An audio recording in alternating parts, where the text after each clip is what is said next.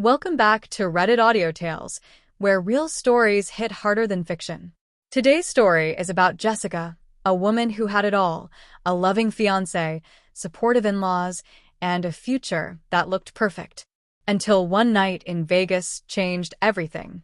What seemed like a harmless girls' trip spiraled into betrayal, heartbreak, and an emotional crash that cost her everything, including her own family. Let's dive into this shocking confession. I'm Jessica, I'm 30 years old, and I just destroyed the best relationship I ever had for one stupid night in Vegas.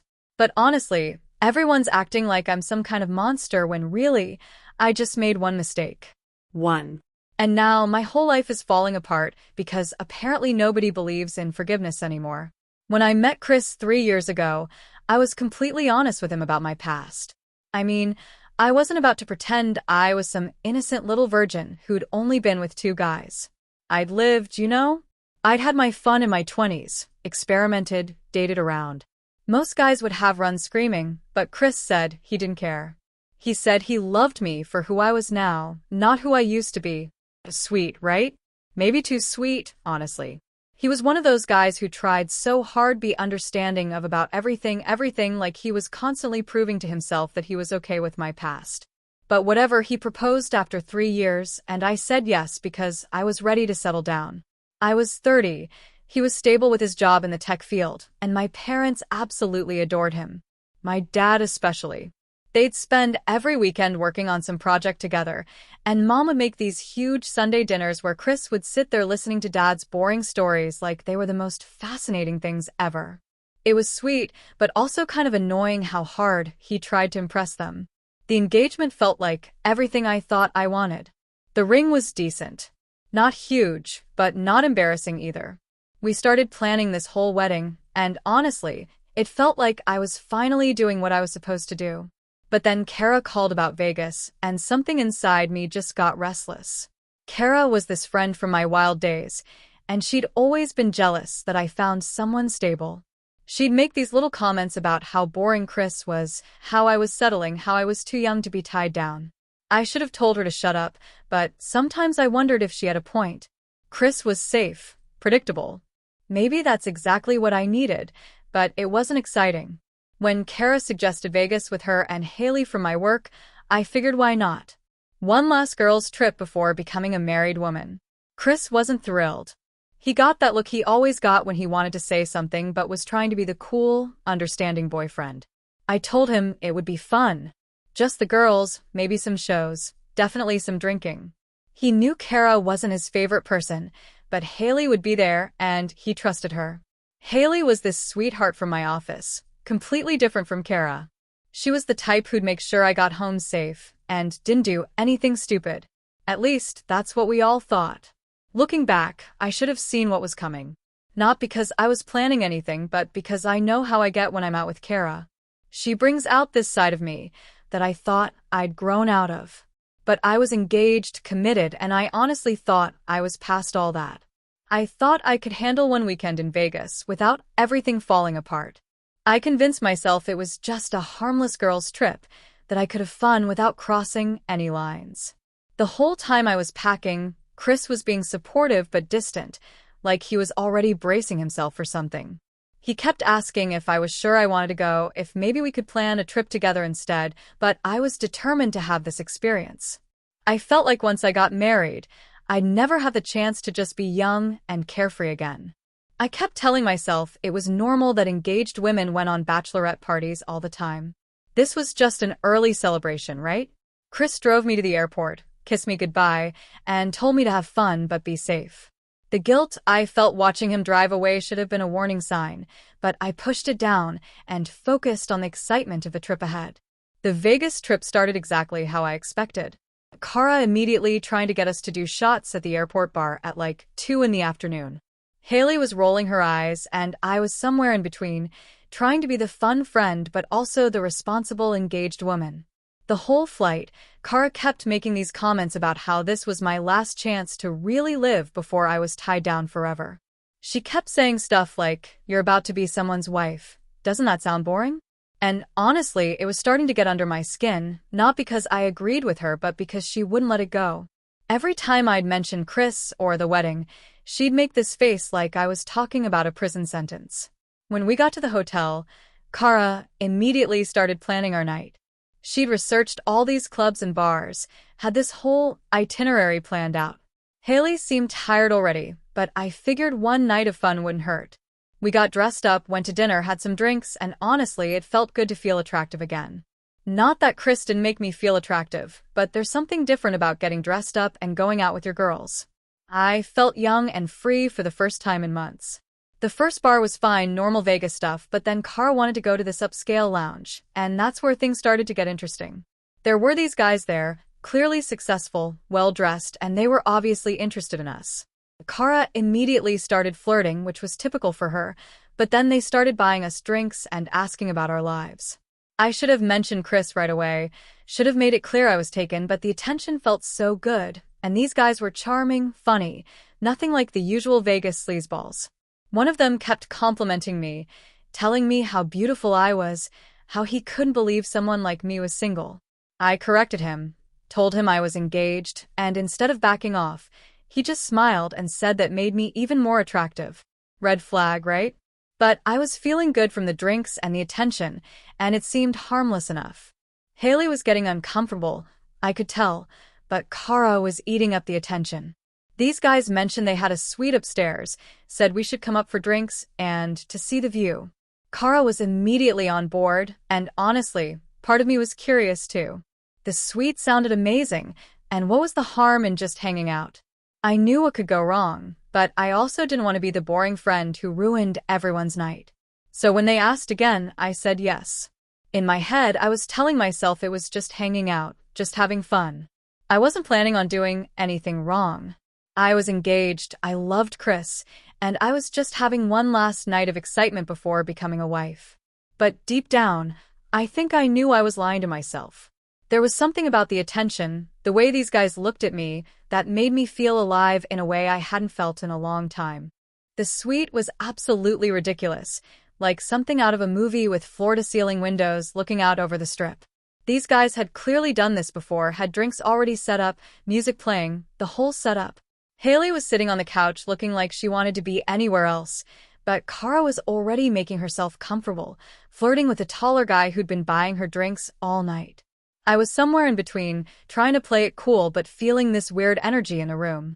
The guys were smooth, charming, but there was something about the way they looked at us that made me feel like we were already part of some plan they'd made. I should have trusted my instincts, but instead, I had another drink. And then another. The conversation was flowing, and these guys were really good at making us feel special, like we were the most interesting women they'd ever met. They kept asking about our lives, our jobs, our relationships. When I mentioned I was engaged, they didn't back off at all. If anything, they seemed more interested. The one who'd been paying the most attention to me said something about how engagement was just a piece of paper, how I was still free to live my life and make my own choices. It was such a stupid line, but with the alcohol and the atmosphere and the way he was looking at me, it felt profound, like he was giving me permission to be myself instead of just Chris's future wife. Haley kept trying to catch my eye, and I could tell she wanted to leave, but Kara was having the time of her life. These guys were everything Chris wasn't.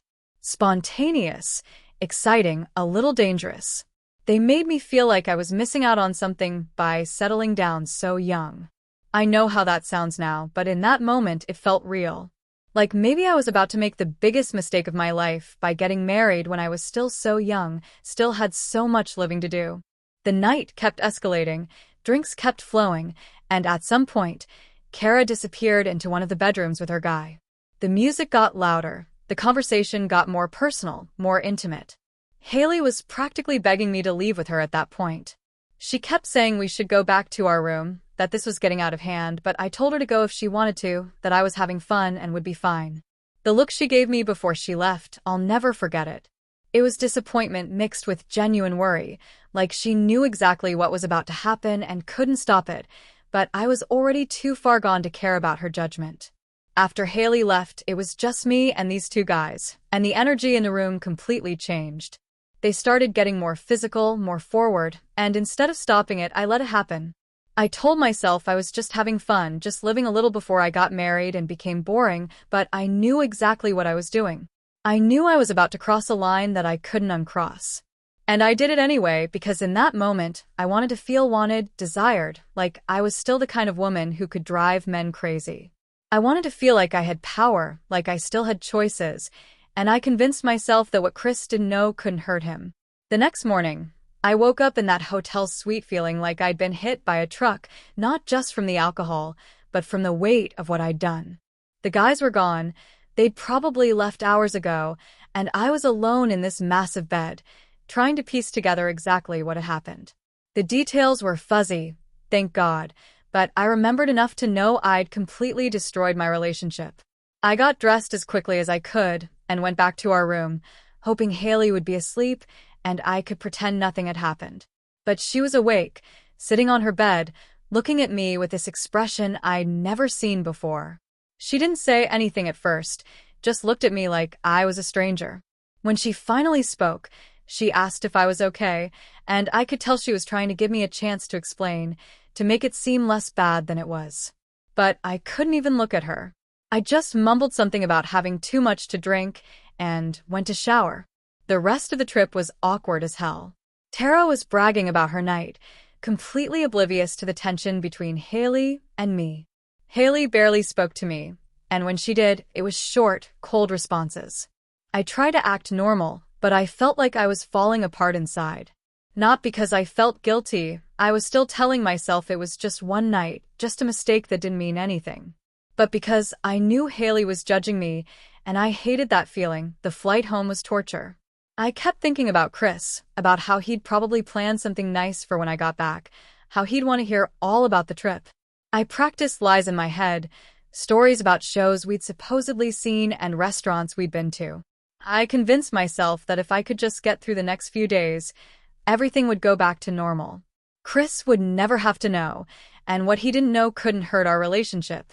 But the moment I walked into our apartment and saw Chris's face, I knew something was wrong. He looked different, distant, like he was seeing me for the first time. At first I thought maybe he was just tired from work, but then he said Haley had called him. My heart completely stopped.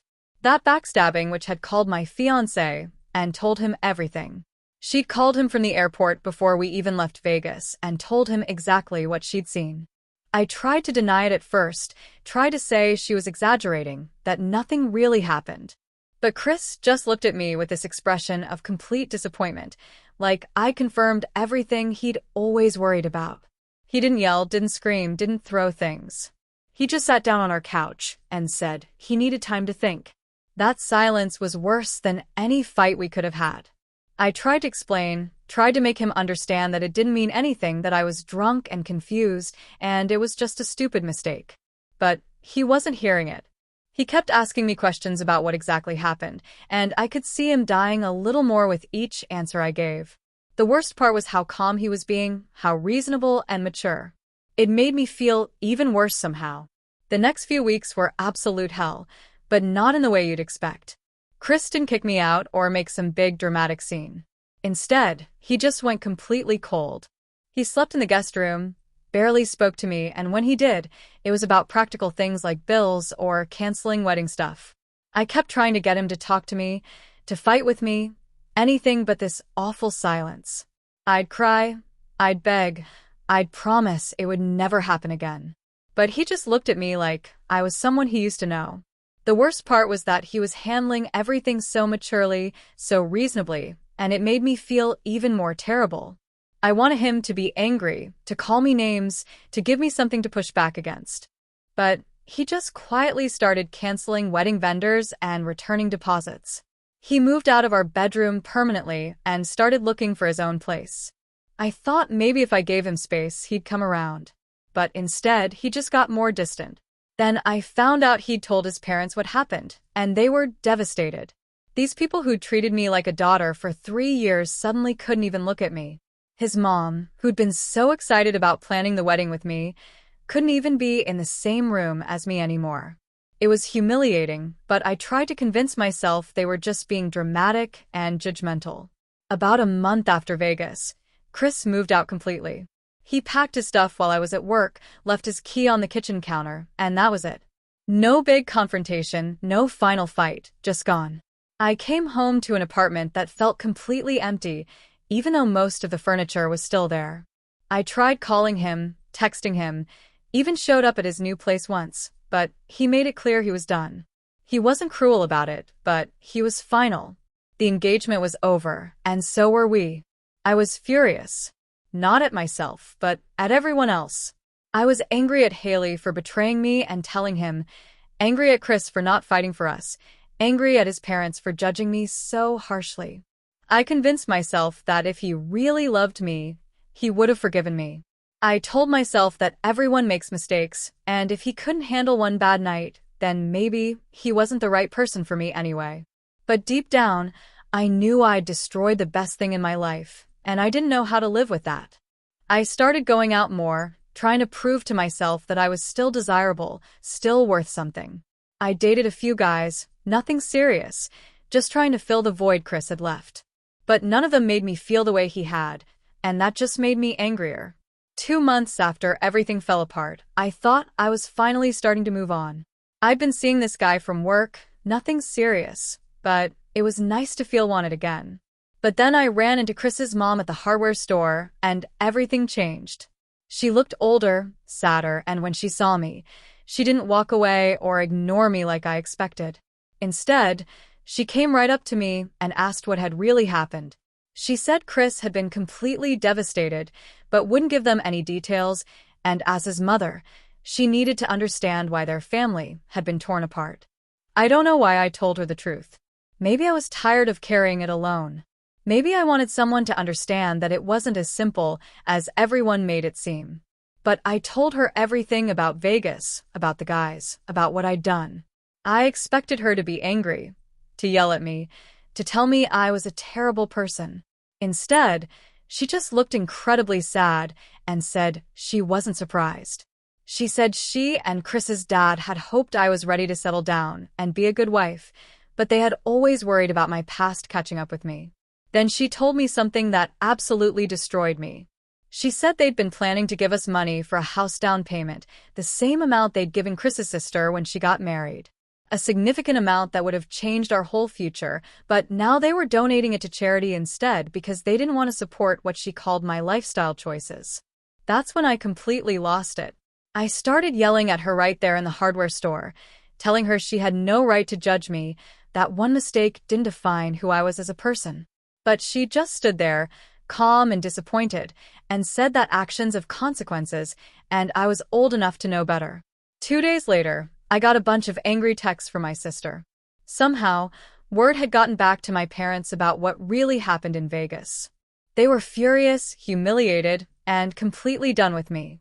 My dad, who'd always been my defender no matter what, told me I'd thrown away the best man I'd ever find for a meaningless night with strangers. My mom said she was embarrassed to tell her friends why the wedding was suddenly canceled. Even my sister, who'd always been competitive with me and kind of jealous, was disgusted. She said I'd proven I was exactly the kind of person she'd always thought I was, selfish and destructive and incapable of appreciating good things. The worst part was everyone acting like I was some kind of monster. Yes, I'd made a mistake, but people cheat all the time and work things out. Couples go to therapy, they forgive, they move on. I wasn't the first woman to have a moment of weakness, and I wouldn't be the last. But everyone was treating me like I'd committed some unforgivable sin. I was angry at all of them. At Chris for being so rigid and unforgiving. At his parents for being so judgmental and self-righteous. At my own family for abandoning me when I needed their support most. But I was angriest at myself for caring what any of them thought. I'd spent 3 years trying to be the perfect fiancée, the perfect daughter-in-law, the perfect future wife. And for what? One night of fun, one moment of feeling alive and desired, and suddenly I was the villain in everyone's story. It wasn't fair, and I was sick of pretending I deserved all this judgment and punishment. 8 months later, I moved to Houston to start completely over. I couldn't stay in a place where everyone knew my business, where I couldn't go anywhere without running into someone who looked at me with pity or disgust. I told myself I was better off without all of them, that I deserved people who wouldn't judge me so harshly for one mistake. I got a new job, a new apartment, started fresh where nobody knew about Vegas or Chris or any of it. But late at night in my new place, I sometimes wondered if they were all right. If I'd thrown away something real and valuable for something meaningless and temporary. If I'd always be the kind of person who destroyed good things because I couldn't appreciate them while I had them. Because I always wanted something more, something different, something exciting. But I pushed those thoughts away because accepting them would mean admitting I was everything they said I was. And I wasn't ready to do that. I still believed I deserved better than their judgment. Better than Chris's inability to forgive. Better than all of it. 6 months into my new life in Houston, I was finally feeling like myself again. I'd made new friends, started dating again, and almost never thought about Chris or that whole mess anymore. But then I got a Facebook notification that changed everything. Chris had gotten engaged. Not just engaged, but to someone I recognized. Sarah, this girl who'd worked at the coffee shop we used to go to together. She was everything I wasn't. Sweet, innocent, probably never had a wild past or made any serious mistakes. The kind of girl who'd never even think about cheating, let alone actually do it. And seeing them together, looking so happy and perfect, made me realize that while I'd been starting over, he'd been moving on. Really moving on. In a way that made it clear I'd never meant as much to him as I thought I had. What really got to me was seeing how his family had embraced her completely. His mom was already posting about wedding planning. His sister was calling her the perfect addition to their family. All the things they'd said about me once upon a time, they were now saying about her. And probably meaning it this time. That's when it really hit me. I hadn't just lost Chris. I'd lost his entire family, their money, their support, their love. I'd lost the future we'd planned, the house we would have bought, the life we would have built. And for what? 2 guys whose names I couldn't even remember. One night that meant absolutely nothing. But even now, even knowing all that, I can't bring myself to regret it completely. Because that night in Vegas, for just a few hours, I felt truly alive and free and powerful.